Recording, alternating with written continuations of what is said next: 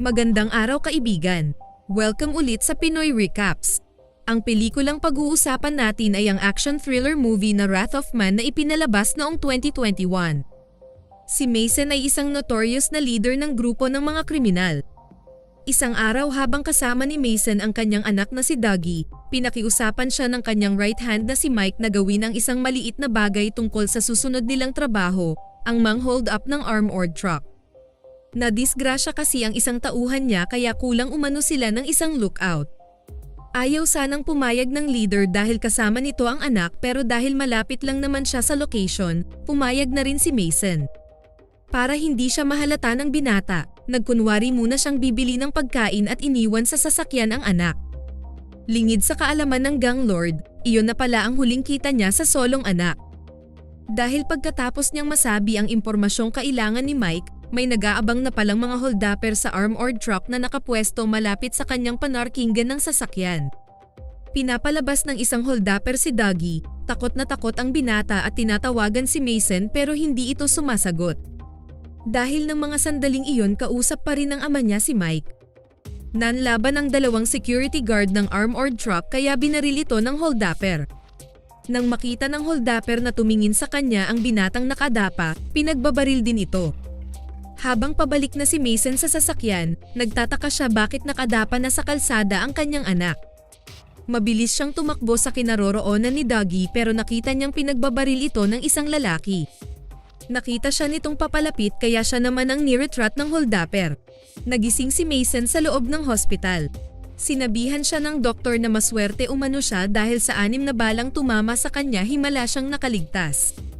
Sinisisi siya ng kanyang asawa sa pagkamatay ng kanilang anak. Dahil umano sa illegal niyang trabaho, nadamay ang bata. 1 taon ang lumipas, kinausap ni Mason si FBI Agent King. Wala pa rin daw silang sospek sa nangyaring hold-upan kung saan nadamay ang anak niya.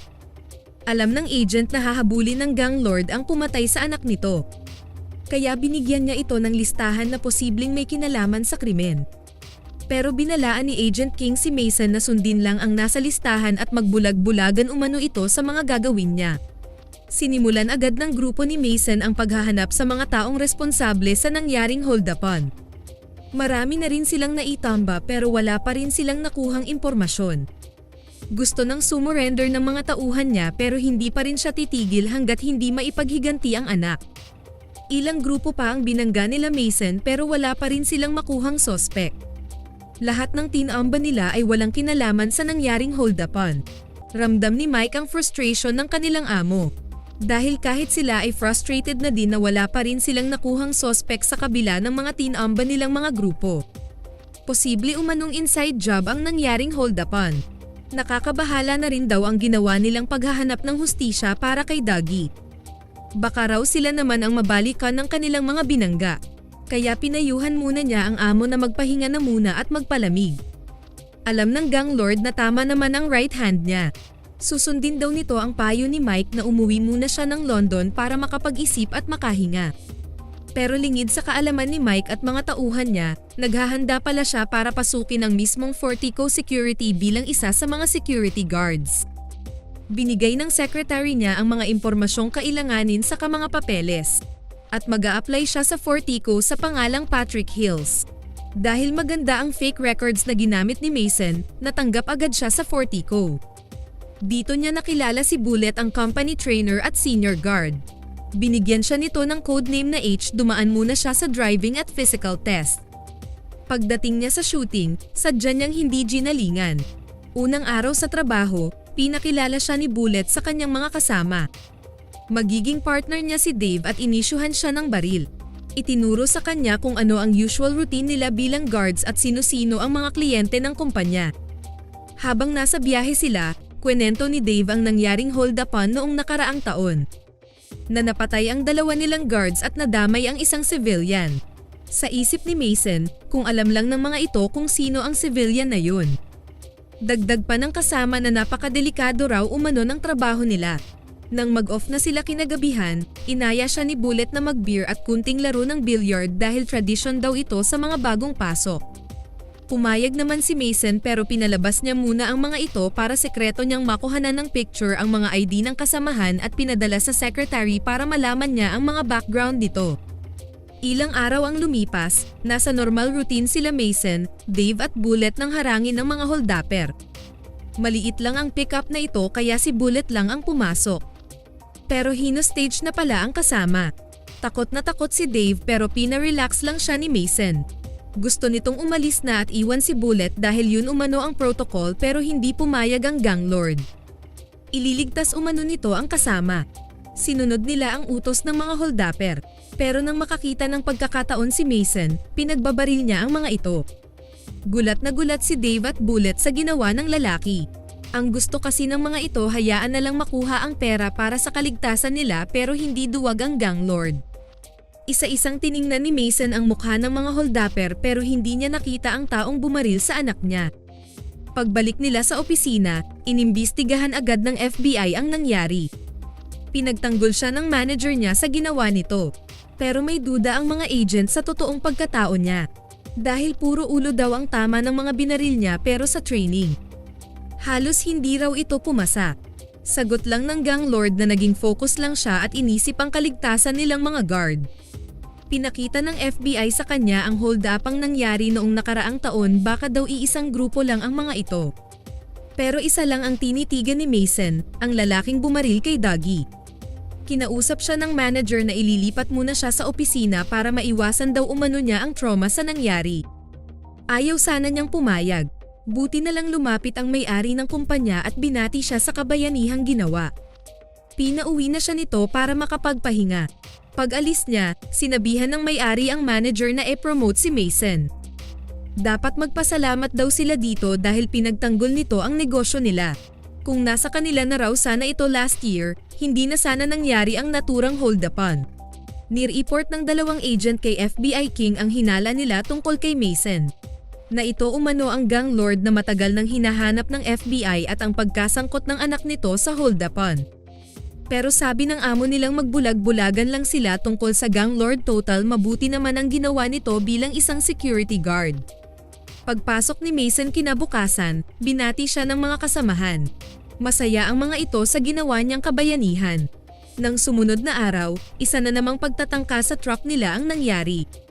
Pinaligiran na naman sila ng mga holdapper. Pero nang lumabas si Mason at nagtanggal ng takip sa mukha, nagsialisan ang mga holdapper. Dahil ang mga ito pala ay tauhan ni Mason. Hindi makapaniwala si Mike nang makita ang boss nito. Buong akala niya ay nasa London ang amo. Hindi rin makapaniwala ang mga kasamahan ni Mason sa nangyari lalong-lalo na ang manager nila. Pero kabaliktaran ang may-ari. Tuwang-tuwa ito na hindi natuloy ang nangyaring hold-up. Dahil din sa nangyari, lalong lumakas ang pagdududa ni Dave at Bullet kay Mason. Parang kilala daw ng mga holdapper ang lalaki nang makita ito. Sa kabilang banda, isang squad ng mga sundalo ang matagal nang wala na sa serbisyo. Pinangunahan ito ng sarhento nila na si Jackson. Hindi sila kontento sa mga kinikita sa normal nilang trabaho kaya nagigipit na ang mga ito. Naghahanap na sila ng pagkakitaan sa illegal na paraan. Tinamba nila ang amo ng isa nilang kasama na hindi nagbibigay ng overtime pay. Pero maliit lang ang naging hatian nila dito kaya pinasok nila ang pang-hold up ng armored truck. Pero di ganun kalaki ang nakuha nila sa unang truck kaya naghanap pa sila ng mas malaki. Dito nila nakilala si Bullet. Kaya ang nangyaring hold-upan noong nakaraan taon ay trabaho ng squad ni Jackson.